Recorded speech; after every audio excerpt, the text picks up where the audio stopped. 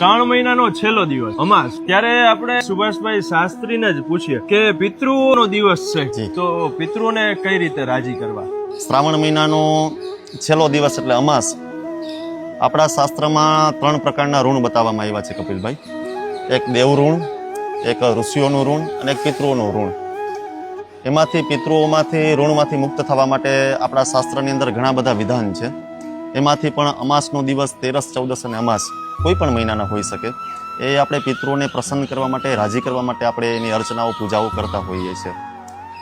શાસ્ત્રમાં કીધું છે, અનાદિ નિધનો દેવ શંખ ચક્ર ગદાધર અક્ષય પુંડરીકાક્ષ પિતૃ મોક્ષ પ્રદો ભવઃ.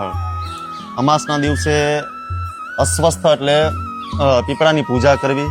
અને આજે એમાંય પવિત્ર કુશગ્રાહિણી અમાસ કહેવામાં આવે છે કે આ આવનારો સમય છે ભાદરવા મહિનાનો છે. ભાદરવા મહિનાની અંદર પવિત્રી કહેતા કુશની બહુ વધારે વિશેષ જરૂર પડે છે. પિતૃઓને રાજી કરવા માટે દર્ભ, ડાભડોજીને આપણે કહીએ છીએ, એના દ્વારા પૂજા અર્ચનાઓ થતી છે. તો આજે કુશગ્રાહિણી અમાસ પણ છે, શનિ અમાસ પણ છે.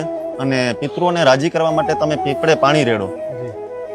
માન્યતા એવી છે કે 2 દિવસ સ્ત્રીઓ પીપળે પાણી રેડે છે, તેરસ અને ચૌદસના દિવસે. અને અમાસના દિવસે પુરુષો પીપળે પાણી રેડે છે.